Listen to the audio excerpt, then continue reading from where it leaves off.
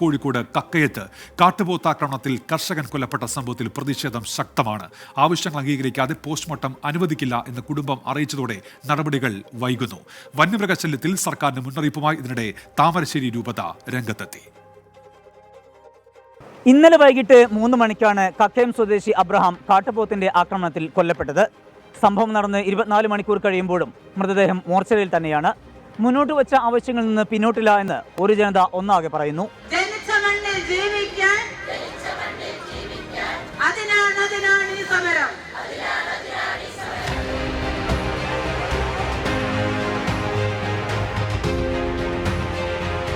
$50 ലക്ഷം നഷ്ടപരിഹാരം, കുടുംബത്തിലെ ഒരാൾക്ക് ജോലി, കാട്ടുപോത്തിനെ വെടിവെച്ച് കൊല്ലുക, പ്രതിരോധ വേലി തീർക്കുക തുടങ്ങിയ ആവശ്യങ്ങളാണ് കുടുംബം മുന്നോട്ട് വെക്കുന്നത്.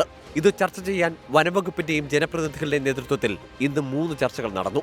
ആവശ്യങ്ങളിൽ തീരുമാനമാകാതെ വന്നതോടെ ചർച്ചകൾ പരാജയപ്പെട്ടു.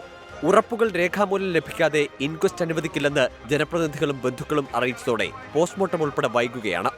അതുകൊണ്ട് ഞങ്ങളിപ്പം പറഞ്ഞിട്ടുള്ളത് പോസ്റ്റ്മോർട്ടം നടക്കണമെങ്കിൽ, ഇൻക്വസ്റ്റ് നടക്കണമെങ്കിൽ തീരുമാനം പറയണം, എന്താണ് അവിടെ ചെയ്യാൻ വേണ്ടി പോകുന്നത്.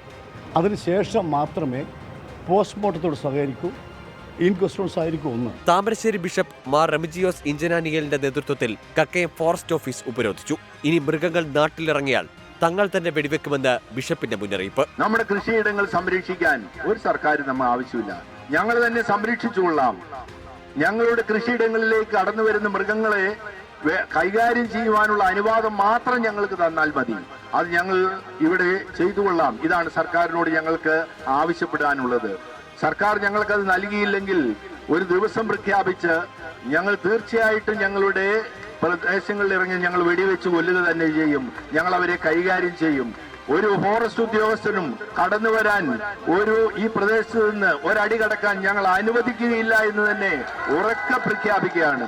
അതിനിടെ കക്കയത്തെ വിവിധയിടങ്ങളിൽ തീ പടർന്നത് ആശങ്കയ്ക്കിടയാക്കി. വന്യമൃഗങ്ങൾ ഇറങ്ങിയ പ്രദേശങ്ങളിൽ പ്രതിഷേധ സൂചകമായി നാട്ടുകാർ തീ കൊളുത്തിയതാണെന്നാണ് വനംവകുപ്പിന്റെയും ഫയർഫോഴ്സിന്റെയും സംശയം. അക്രമകാരിയായ കാട്ടുപോത്തിനെ മയക്കുവെടിവെക്കാൻ RRT സംഘം എത്തുമെന്ന് അറിയിച്ചെങ്കിലും ദൗത്യം ഇന്നുണ്ടായില്ല. കാട്ടുപോത്തിനെ ട്രാക്ക് ചെയ്യുന്ന നടപടി മാത്രമാണ് ഉണ്ടായത്. ജീവൻ കയ്യിൽ പിടിച്ച് ഇനി എത്ര കാലം ഇങ്ങനെ ചോദിക്കുന്നത് കക്കയം നിവാസികളാണ്. മറുപടി പറയേണ്ടത് വനംവകുപ്പും. കോഴിക്കോട് നിന്ന് രാഹുൽ സുരേഷിനൊപ്പം സമീർ സി മുഹമ്മദ്, 24.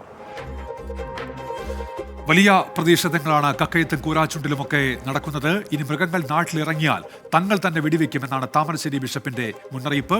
പൊതുജനങ്ങളുടെ പ്രതികരണങ്ങളിലേക്ക്. മെനഞ്ഞാൽ ഇതുമായി ബന്ധപ്പെട്ട് മറ്റൊരു കാട്ടുപോത്ത് കൂരാച്ചുണ്ട് അങ്ങാടിയിലാണ് ഇറങ്ങുന്നത്.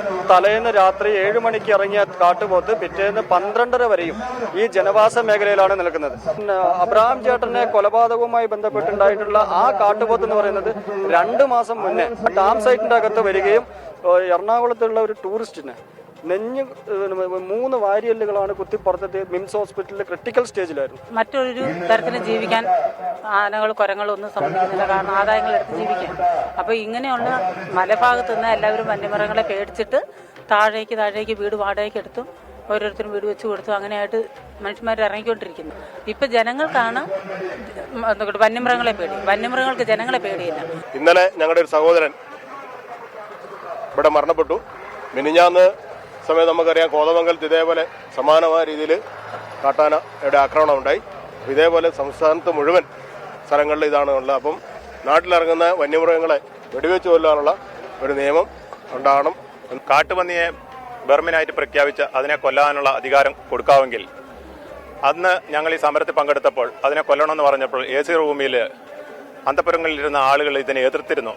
അവർക്കിപ്പം കൊടുക്കാമെങ്കിൽ ഈ നരഭോജികളായ ആനയും കടുവയും കൊല്ലാനുള്ള അവകാശം ഞങ്ങൾ നേടിയെടുത്തോ ഞങ്ങൾ സമരത്തിൽ നിന്ന് പിന്മാറുകയുള്ളൂ. ജീവിക്കാൻ ഒരു മാർഗവുമില്ല, എല്ലാം കഷ്ടപ്പാടാണ്. കപ്പയിട്ടാ കിട്ടിയാല ഒരു സാധനം ഉൽപ്പാദിച്ച് നമുക്ക് കഴിക്കാൻ പറ്റത്തില്ല. കുരങ്ങാണേൽ തേങ്ങ പറിച്ചുകൊണ്ട് പോകുന്നുണ്ട്. പുറത്താണ് രാത്രിയിലൊക്കെ ഞങ്ങൾ ടാപ്പിങ് ചെയ്യുന്ന ആൾക്കാരാണ്. രാത്രി ടാപ്പ് ചെയ്യാൻ, വെളുപ്പിന് ടാപ്പ് ചെയ്യാൻ പറ്റിയാല. എവിടുന്ന ആനയെ വരിക, പുലി വരിക, കടുവ വരിക. പുലിയും കുട്ടികളും ഇതിലൂടെ നടപ്പുണ്ട്.